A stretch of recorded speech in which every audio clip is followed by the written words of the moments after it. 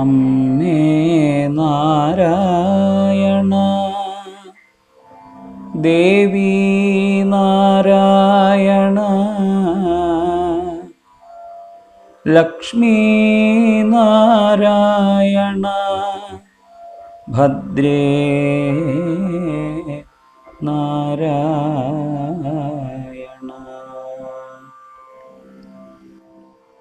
ലളിതാ സഹസ്രനാമ പഠനത്തിൻ്റെ പുതിയ അധ്യായത്തിലേക്ക് എല്ലാവർക്കും സ്വാഗതം.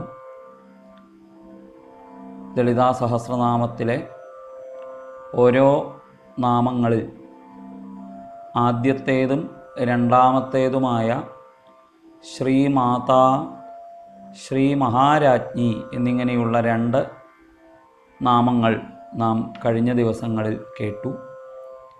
ഇന്ന് ശ്രീമത് സിംഹാസനേശ്വരി എന്ന മൂന്നാമത്തെ നാമമാണ് നാം പരിചയപ്പെടുന്നത്. ഈ മൂന്നാമത്തെ നാമത്തോടുകൂടി ആദ്യത്തെ ഒരു ശ്ലോകത്തിൻ്റെ പകുതി പൂർത്തിയാവുകയാണ്. മൂന്നാമത്തെ നാമം ശ്രീ മഹാരാജ്ഞി എന്ന ഒരു നാമത്താൽ ഇവിടെ ഭാഷ്യകാരൻ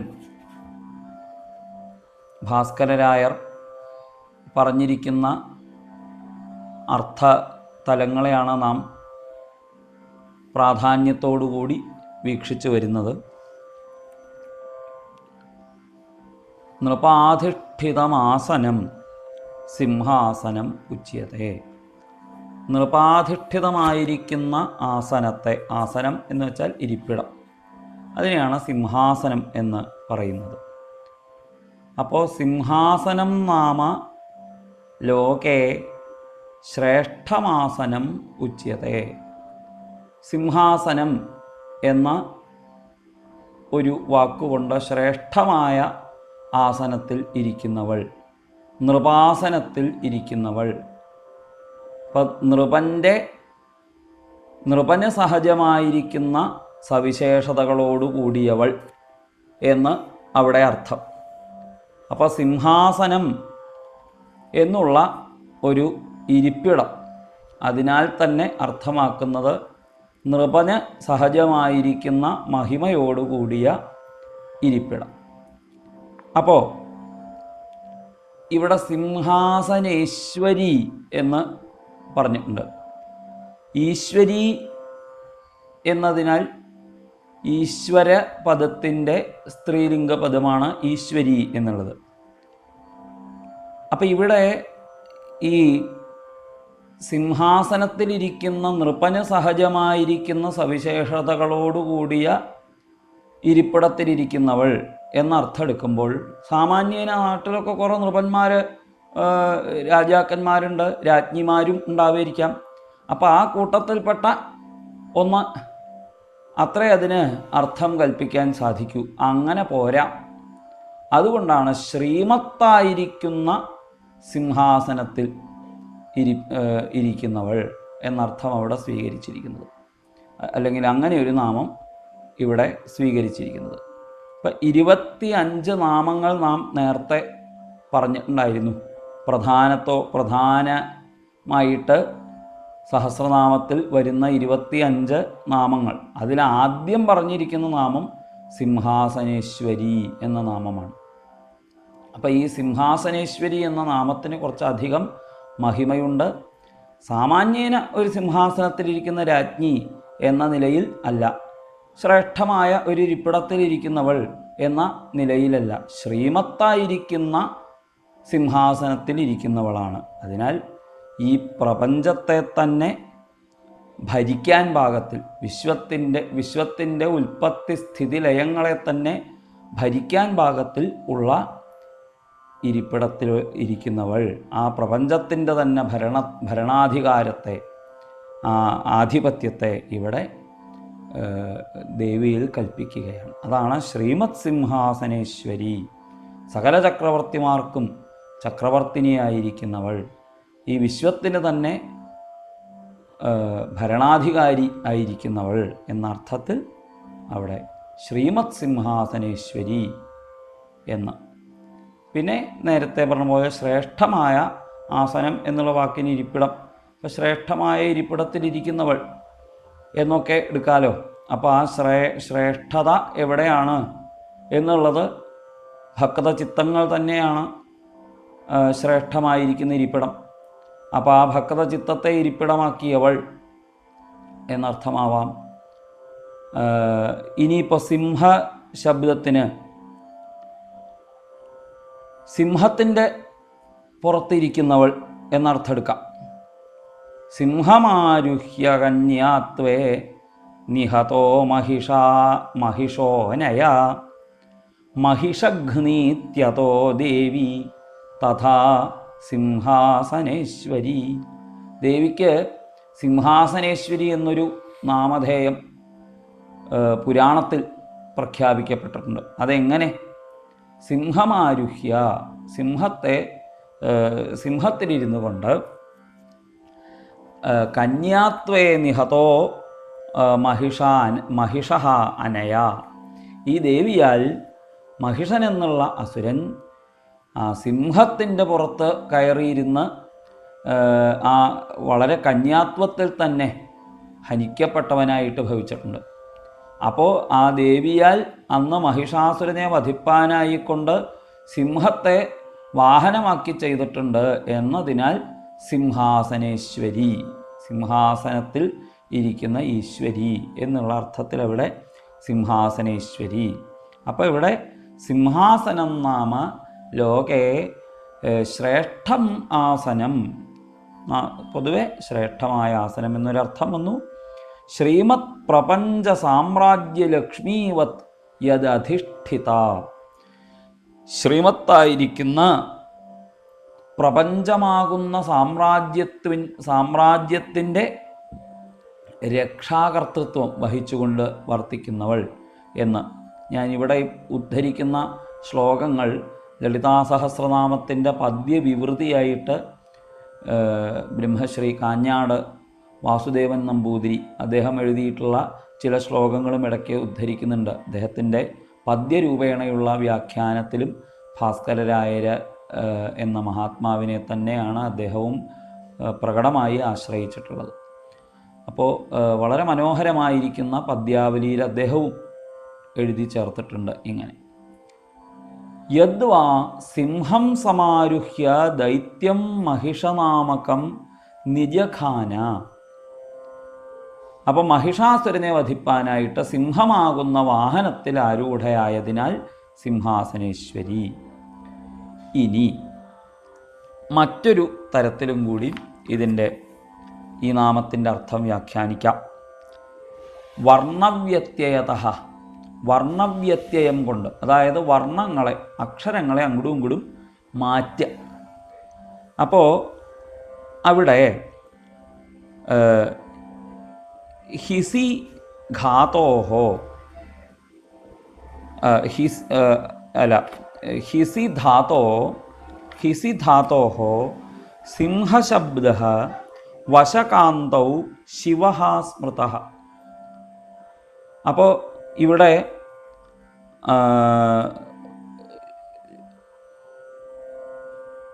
വൈയാകരണന്മാരുടെ ഒരു അഭിപ്രായപ്രകാരം, അപ്പോൾ വർണ്ണവ്യത്യയതഃ സിദ്ധൗ പശ്യകഃ കശ്യപോ യഥാ ഇതി. പശ്യകനെ കശ്യപൻ എന്നും വശിയെ ശിവനെന്നും ഒക്കെ പറയാറുണ്ട്. അപ്പോൾ അതുപോലെ ഈ ഹിംസ എന്നുള്ള പദം വരുന്ന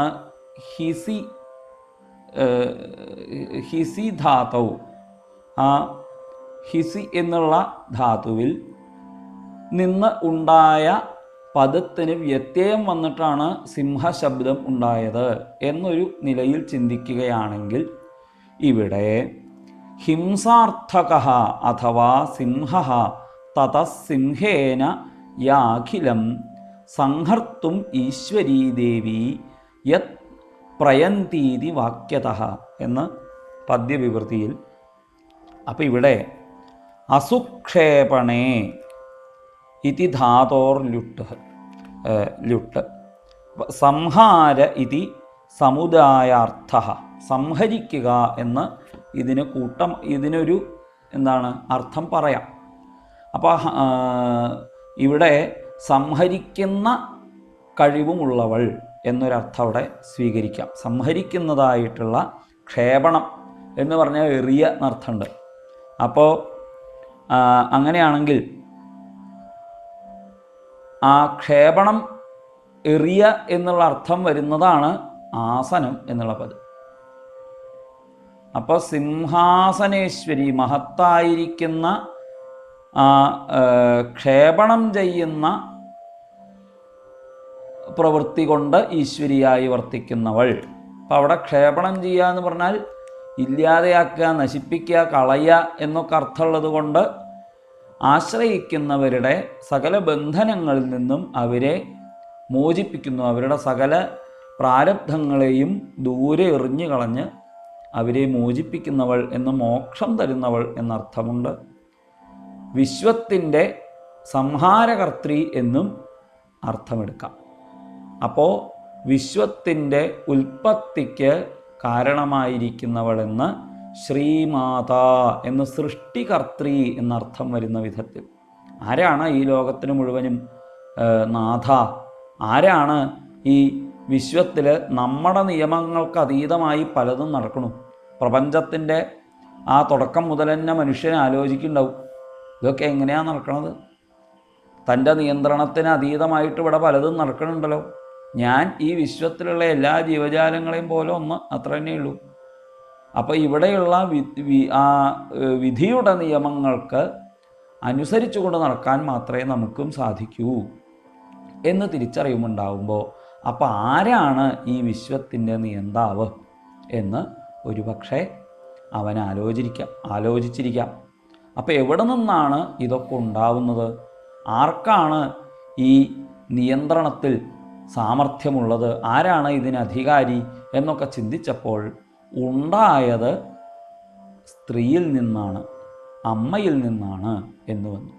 അപ്പം അതുകൊണ്ട് വിശ്വത്തിൻ്റെ മുഴുവനും നിയന്താവിനെ സ്ത്രീയായിട്ട്, അമ്മയായിട്ട് അവൻ കണ്ടു. അങ്ങനെയാണ് ശ്രീമാത എന്നുള്ള നാമം സഹസ്രനാമത്തിൻ്റെ തുടക്കത്തിൽ ആ അമ്മയാണ് എല്ലാം എന്നുള്ള തിരിച്ചറിവ് അതുണ്ടാവാൻ പാകത്തിലാണ് ശ്രീമാത എന്ന ആദ്യനാമം. സൃഷ്ടികർത്തൃയായിരിക്കുന്നവൾ, വിശ്വത്തിൻ്റെ മുഴുവനും ഉൽപ്പത്തിക്ക് കാരണക്കാരിയായിരിക്കുന്നവൾ, എല്ലാറ്റിനും അടിസ്ഥാനമായിരിക്കുന്നവൾ അമ്മ. അതാണ് ശ്രീമാത എന്ന ആദ്യനാമം.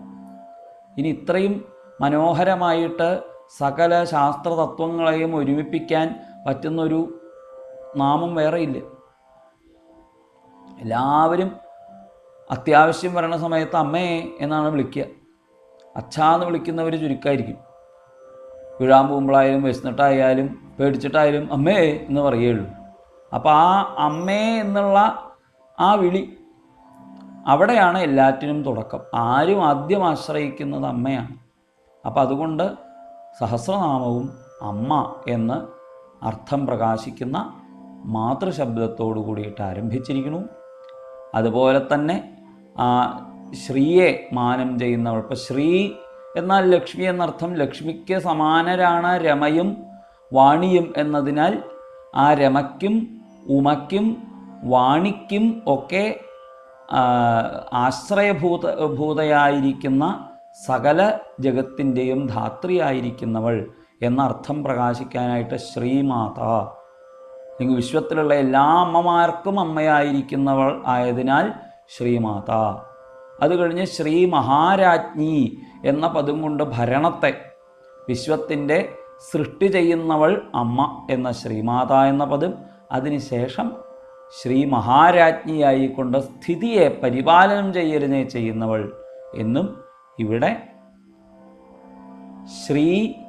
ശ്രീമത് സിംഹാസനേശ്വരി എന്ന മൂന്നാമത്തെ നാമം കൊണ്ട് നേരത്തെ ക്ഷേപണം അഥവാ ആസനം എന്നുള്ള ശബ്ദത്തിന് ഇല്ലാതെയാക്കുക എന്നർത്ഥം വരുന്നതുകൊണ്ട് മുക്തി നൽകുന്നവളെന്നും, അതല്ലെങ്കിൽ ഹിംസ എന്നർത്ഥം എടുക്കാൻ സാധിക്കുകയാണെങ്കിൽ ആ നിലയ്ക്ക് ഹനിക്കുന്നവൾ സംഹരിക്കുന്നവൾ എന്നും അർത്ഥം വരും. അപ്പോൾ ആ നിലയ്ക്ക് സൃഷ്ടികർത്തയും ഗോപ്ത്രിയും സംഹാരരൂപിണിയുമാണ് ദേവി എന്ന ഈ 3 നാമങ്ങളെ കൊണ്ട് സംഗ്രഹിക്കുന്നു. യതോ വാ ഇമാനി ഭൂതാനി ജായന്തെ യേന ജാതാനി ജീവന്തി യത് പ്രയന്ത്യഭിസംവിശന്തി തദ്വിജിജ്ഞാസസ്വ തദ്ബ്രഹ്മേതി എന്നുള്ള ഉപനിഷത്തിലെ മന്ത്രത്തെയും ഇവിടെ സംഗ്രഹിച്ചിരിക്കുന്നു. ഇക്കാണായ ഭൂതജാലങ്ങളൊക്കെ എവിടെ നിന്നുണ്ടാവുന്നുവോ അവൾ ശ്രീമാത. യേന ജാതാനി ജീവന്തി, ഈ ഉണ്ടായതൊക്കെ എങ്ങനെയാണോ അങ്ങനെ നിലനിൽക്കുന്നത് അത് ശ്രീ മഹാരാജ്ഞി. പിന്നെയോ യത് പ്രയന്തി, ഇതൊക്കെ എവിടേക്കാണോ സന്നിവേശിക്കപ്പെടുന്നത് ആ സംഹാര ധാമവും ദേവിയാകുന്നു. അത് ശ്രീമത് സിംഹാസനേശ്വരി. ഇങ്ങനെ സൃഷ്ടി സ്ഥിതി സംഹൃതി എന്ന 3നെയും ഇവിടെ പറയുന്നുണ്ട്. പിന്നെ ഇതിന് മന്ത്രപരമായ ചില അർത്ഥങ്ങളൊക്കെ പറയാനുണ്ട്. അതൊക്കെ ഞാൻ പറഞ്ഞുവല്ലോ, ഞാൻ ആ വിഷയങ്ങളിലേക്ക് അധികം കടക്കണില്ല. അത് ഗുരുമുഖത്ത് നിന്ന് പഠിക്കുക. ഇവിടെ അതവിടെ സൂചിപ്പിച്ചിട്ടൊക്കെ ഉണ്ട് വ്യാഖ്യാനത്തിൽ, പക്ഷെ നമ്മളതിലേക്ക് കൂടുതൽ കടക്കണില്ല. അപ്പോൾ ഇപ്രകാരത്തിൽ ഹിംസാർത്ഥകോധവാ സിംഹ തഥാ സിംഹേന യാഖിലം സംഹർത്തും ഈശ്വരീ ദേവി യത് പ്രയന്തീതി വാക്യതഃ സൃഷ്ടിസ്ഥിത്യന്തകാരിത്വം ഏവം നാമത്രയേണ തു പ്രതിപാദ്യാധുനാ ബന്ധമോക്ഷതത്വം ച കീർത്യത്തെ എന്ന് പദ്യവിവൃതിയിൽ എഴുതിയിട്ടുണ്ട്. അതുപോലെ തന്നെ ഇവിടെ ആ ഭാസ്കരരായരുടെ ഗ്രന്ഥത്തിലും എഴുതിയിരിക്കുന്നു. അപ്പോൾ നമുക്ക് അടുത്ത നാമം അടുത്ത ദിവസം ചർച്ച ചെയ്യാം. എല്ലാവരെയും അമ്മ അനുഗ്രഹിക്കട്ടെ.